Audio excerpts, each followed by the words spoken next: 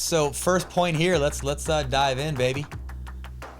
Okay, so we have Anna Lee and Leia. This is the finals then. Yeah, this is the finals, Texas Open.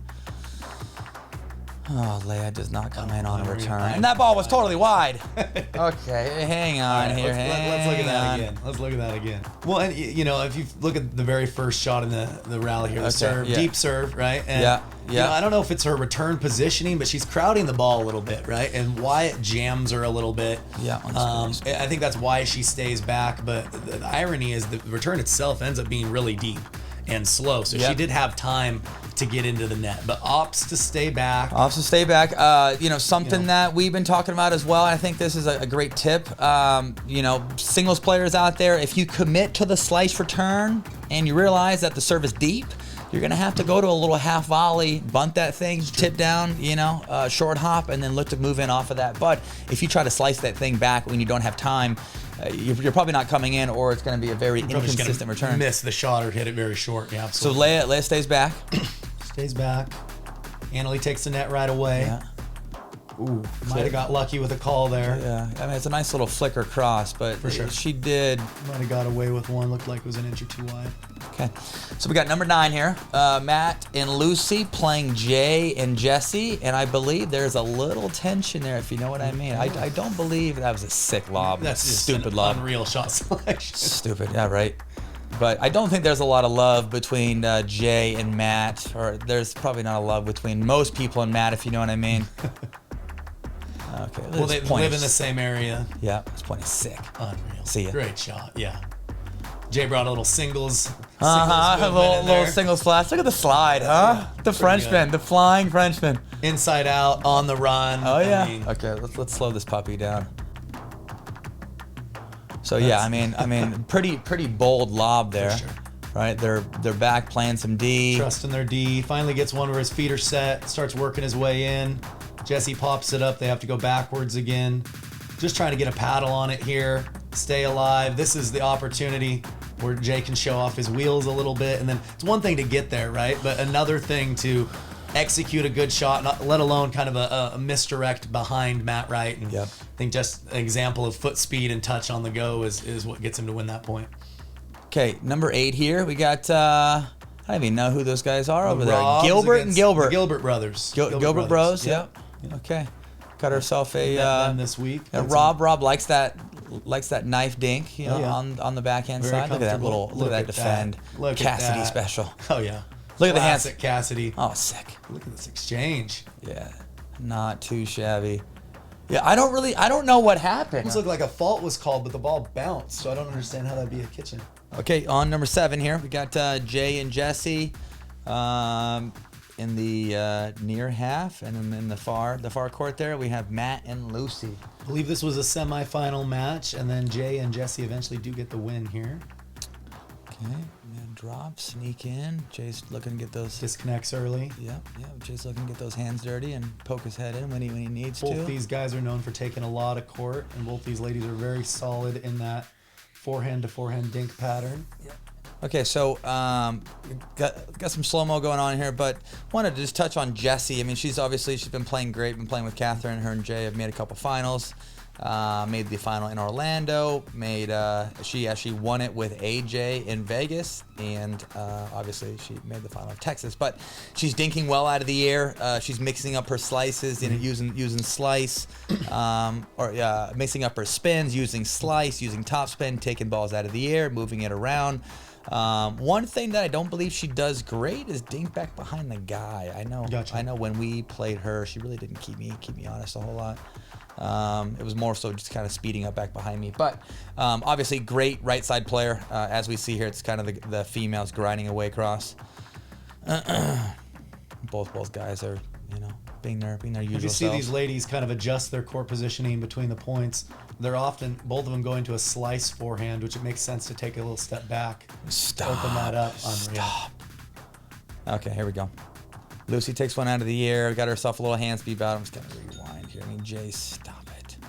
Handles the first one right at his body. Yeah. Lucy Jay tries to find that right little shoulder. Yep. That one's stupid. I've seen him do that a couple of times, and that ball usually gets down. It's not a floaty punch. and it hits it with some authority, for sure. Girls are back grinding. Yeah, and it seems like, Jesse's more prone to like speeding up line versus dinking there first. You know what I mean? Yeah. I agree. That's how she keeps the guy honest. But right. Yeah, if there's a missing shot in her repertoire, it doesn't seem like she just plays a little misdirection dink every now and then. Right. And typical right here. As we see, he thought the ball was in, the ball was out. As we all know, he will go right after that ref and try to get on him. Okay, number 6 here. Callie and I in the far court. Jay and Jesse right in front of us here. Okay. Yeah, keep that man honest. He came all the way over a couple shots ago. Yeah, I thought Callie did a great job dinking back behind him. As you can see here, oh yeah.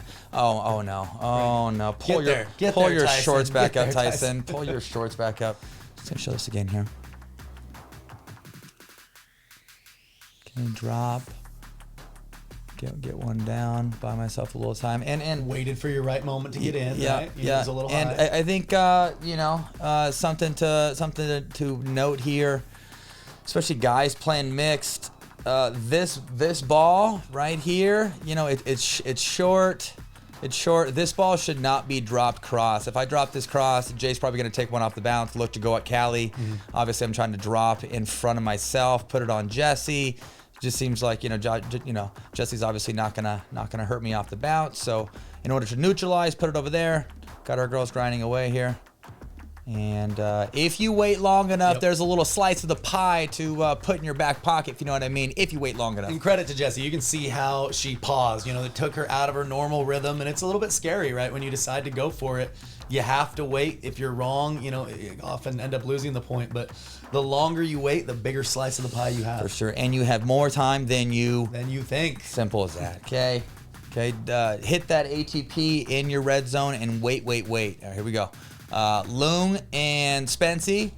We have Stoner and Mr. Bob. We got ourselves a starts with a little shake and bake action. Oh yeah, got ourselves a messy little hand speed battle. I'll tell you what, it's very messy. Okay, so obviously Tyler likes to drive. Yep. Looks like and K-Mac, if you don't mind, run us through this here. So I mean this looks like a set play. Maybe they were doing it all match. Maybe they talked about doing it right here. But you can see how Loong's getting ready to drive, but Spencer actually disconnects well before he hits the ball. He's not just playing his side. He's going to clog the middle and look to put pressure on any weak volley here and look to shorten the point. So drives cross court to Adam. Adam tries volleying back to it looks like Adam mostly just goes right at Spencer. Suspense. Go ahead and keeps the volley down. Take that, brother.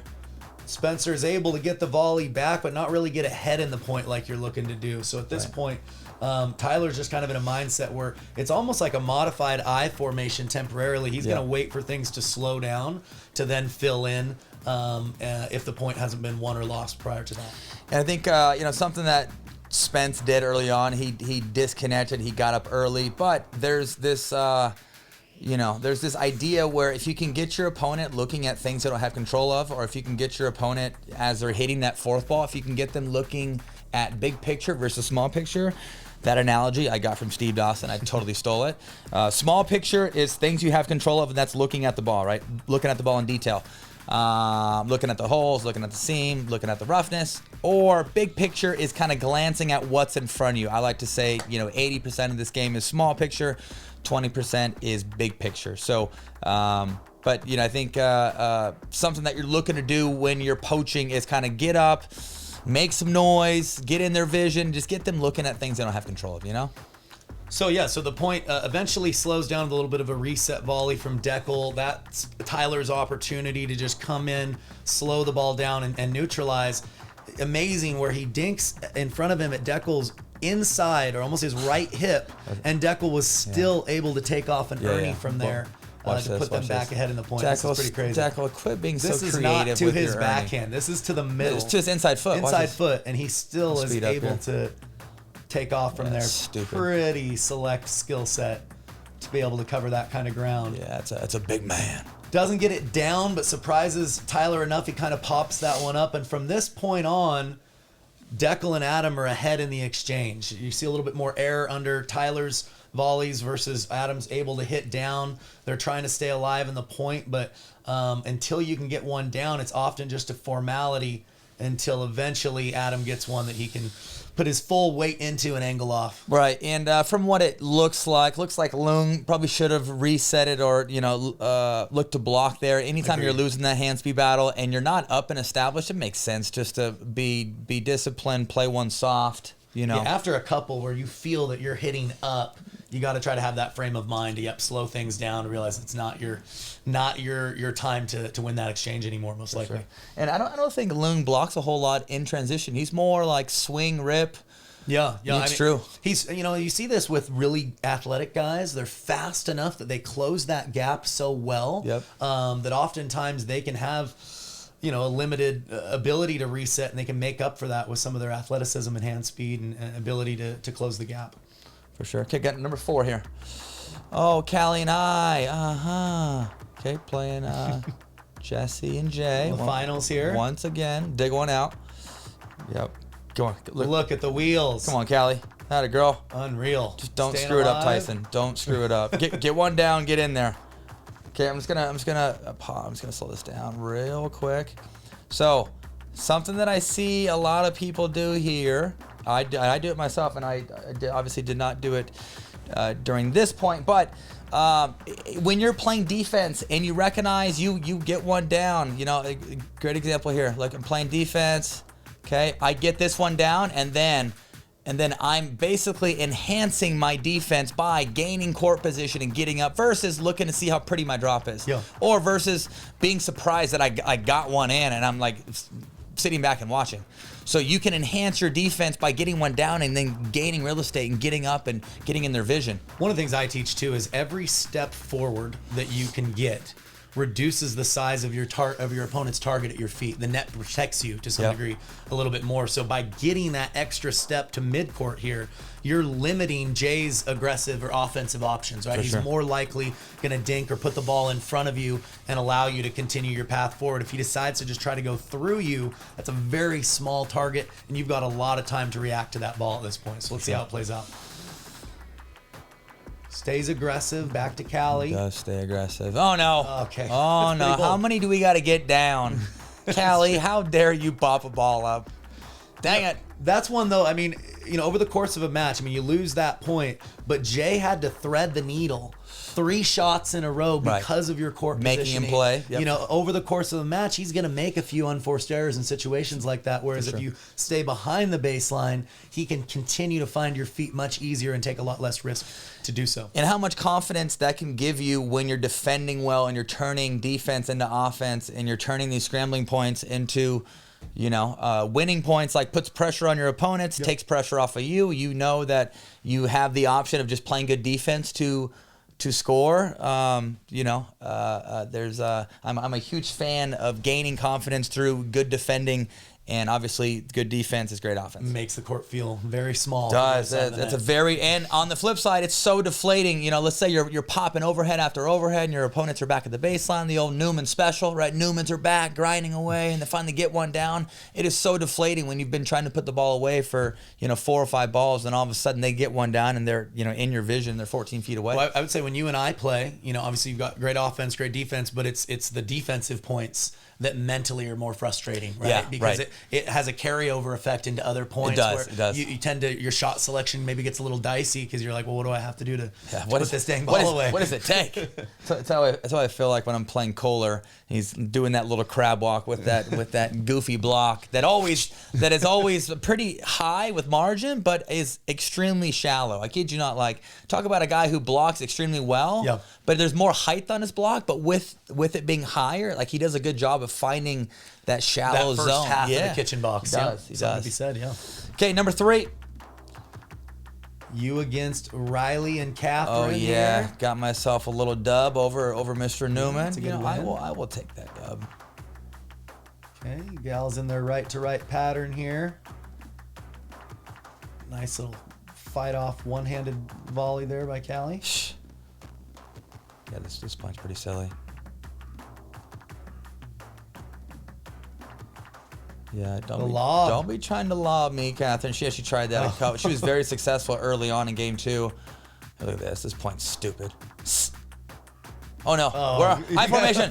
High formation. Little miscommunication, but Callie runs Callie, it just down. clean it up. Okay, clean up my mess. Look at this. Got Callie on the left now, and that pattern big with Riley. slice push dink. Hang on. So we got herself a little backhand push slice. Check this out. She knifes this, which gives her a lift. She goes inside out. She runs around it, right? Poke. Finds her legs. Clean up. Look like out. it. That's it. So you see here, Callie's using aggressive dinking. Okay, so this sucker right here, this is what got the lift. Yep. There's the lift. Get around it, inside out, poke, clean up. But what I love about her choice is it looked to me like, when she plays the slice, so she's in a pattern with Riley that I think she'd probably admit, if they're just going to see who makes the error first, probably not to your guys' advantage, right? Correct. Just a 20-ball rally. So she takes a little bit more risk on the slice to get the lift dink, a little bit more air under it from Riley, but she uses her legs, runs around, cheats over to the forehand, where she knows now she can roll it, now she can attack a little bit better, and it puts you guys in control of the point. Right. Yeah, this. So she popped a dink up, and then look at this backhand punch right here. Right. So she pops and I think why this dink got popped up, Rye kind of hit more of a push, pushed her back. Yep. She's kind of taking a step back, but look at this cleanup. Yeah, I mean it's a thing of beauty. And then we're back to dinking. Bang, bang, bang. Right, back soft. Standard pattern here. She's moving the ball around a little bit, forcing Riley to play a couple of balls stay on his side. Not a bad choice on the lob. No, there. it was a very good choice. They had won like 4 or 5 points in that game. Keeps you honest a little bit. Yeah. This is just a little miscommunication. Oh, no. Who's where, but she tracks it down. Oh, she's got wheels. And then not the standard pattern that you guys were in or going for. So I love this choice. Aggressive, finds her feet, rolls it again, little pop up, boom. Clean it up. Come on. Yeah. Big hug. Was it match? Yeah, match point. Match point. Yeah, not too bad. Okay, let's go number 2 here. Number 2. Okay, Callie and I, Jay and Jesse. Don't be trying to speed up at her. Don't you dare. See that sliding there? Oh yeah. Getting her shoulders out of the way. She comes right back with the aggression.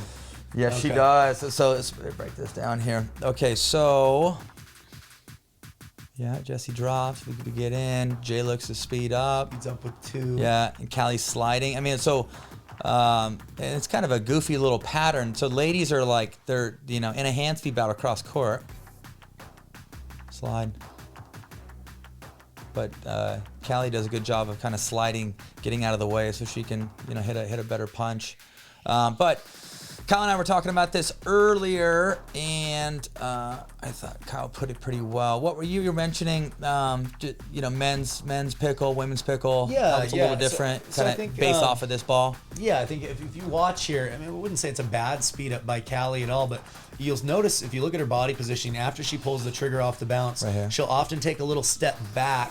And I think that's to prepare for a little bit bigger motion and swing on her two-handed counter. And, she plays the point well, but if you notice, Jay doesn't give up any court positioning.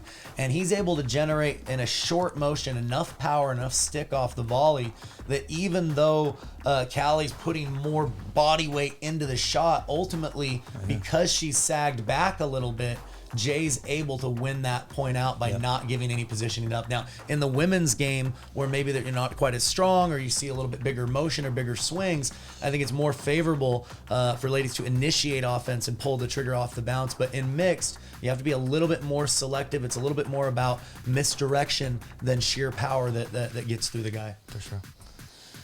Number one, baby. This is probably by far one of the better forehands I've hit in my life, and my eyes may have been closed. I remember seeing this one live. This is a great that Ernie one. was so high. Look at him close. Look at Callie cleaning out my mess. She's just fighting it off.